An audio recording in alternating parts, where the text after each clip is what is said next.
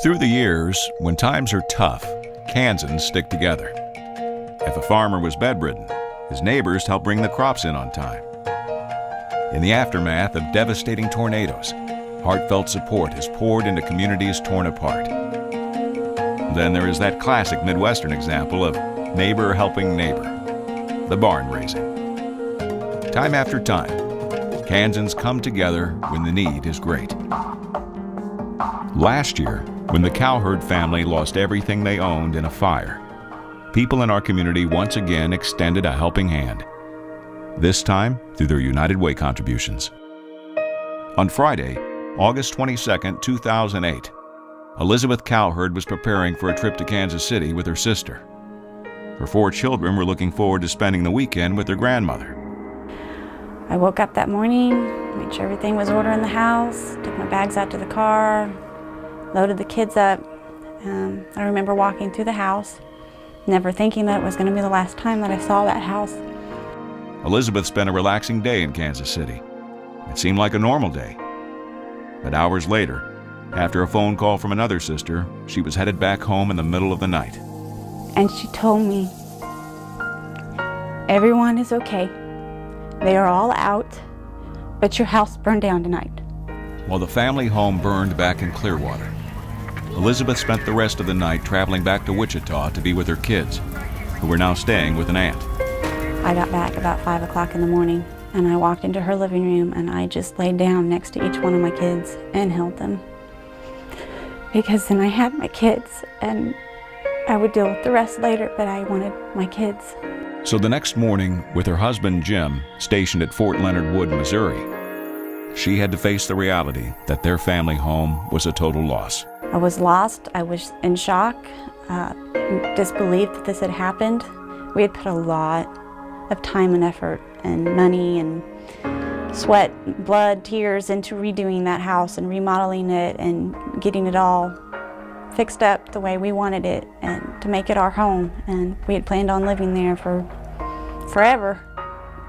You don't know what to do because where do you even start?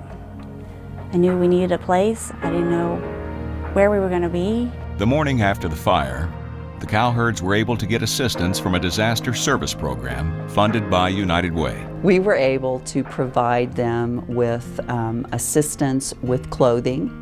We were able to provide them with assistance for lodging. We also give comfort kits, which are basic items, hygiene items like toothpaste and toothbrushes. And I was amazed at the services that they provided. What touched me the most was how they came to us. And they came and they provided immediate funding for our immediate needs, and they put us up in a hotel for three nights. You don't realize what you've lost until you go to get something and it's no longer there. And they just, to be able to feel normal and to be able to feel clean and to brush your teeth and just the things that people do every day, it was just